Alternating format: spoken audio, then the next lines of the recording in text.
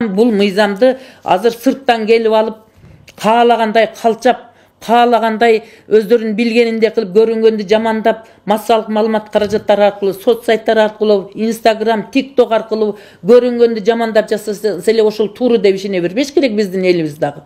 Мен эмне үчүн күйүп пишип атамын? Мен жаш бала эмесмин да.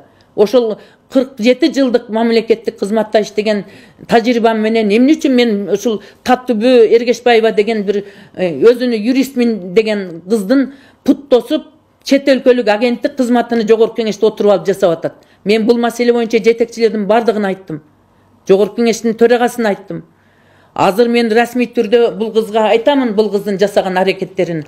Бул кыз юрист катары эмне үчүн жогорку кеңештин ичинде жогорку кеңештин юристи болбосо, жогорку кеңеште кызмат иштебесе, же жогорку кеңеште бирөөдүн жардамчысы болбосо, бирөөдүн кеңешчиси болбосо, эмне үчүн бул расмий түрдө бир кабинетке кирип отуруп алып, жогорку кеңештен чыкпай, ар бир жогорку кеңештин ичиндеги 9 комитеттин ичине бирден өзүнүн жашыруун өкүлдөрүн коюп, ошол жерден мамлекеттин маалыматтарды алып, коомчулукка таратып, өзү билдирүү таратып отурат.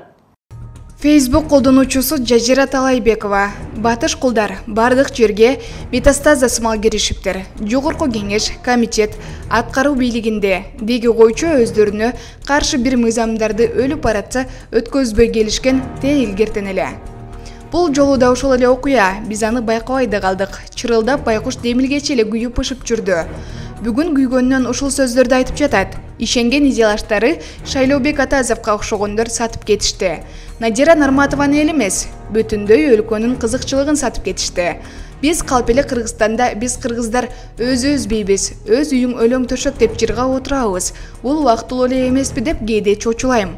Анткени кыргыз баалуулуктарына каршы келген көрүнүштөргө чара көрүүчү мыйзам долбоорлору иштелип чыккан мүнөттөрдөн баштап башкалар бийлеп баштайт. Алар ар түрдүү тоскоолдуктарды жаратып, океандын ары жагынан келген бул мыйзамды өткөздүрбөгүлө деген тапшырманы мыкты деңгээлде аткарышат.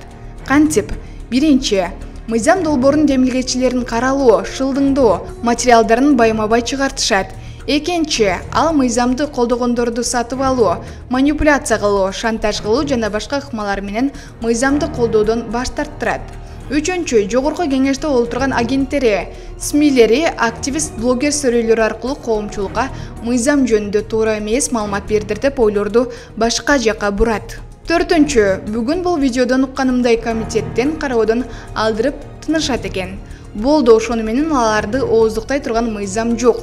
Ура! Эми каалагандай тайраңдашып, өз билгендерин кылып, кыргыз элин мазактап отура беришет. Окончательно маңкурт кылгыча же бүлүк салмайынча тапшырмаларды аткаруу менен ээн эркин аракеттене берген. Бул жерде эң өкүнүчтүү нерсе катардагы жарандар. Биз да унчукпай кайдыгер болуп, ошол нерсеге жол беребиз.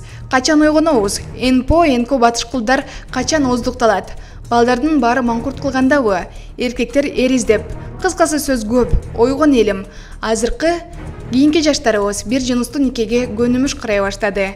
Эми көрүнүш өз жашоолорунда да ошол ыплас идея менен жашап башташат. Бирок анда уже кеч болот. Сөз эркиндигине жамын басын калп эле деп Facebook колдонуучусу Жазира Талайбекова жазып калтырган.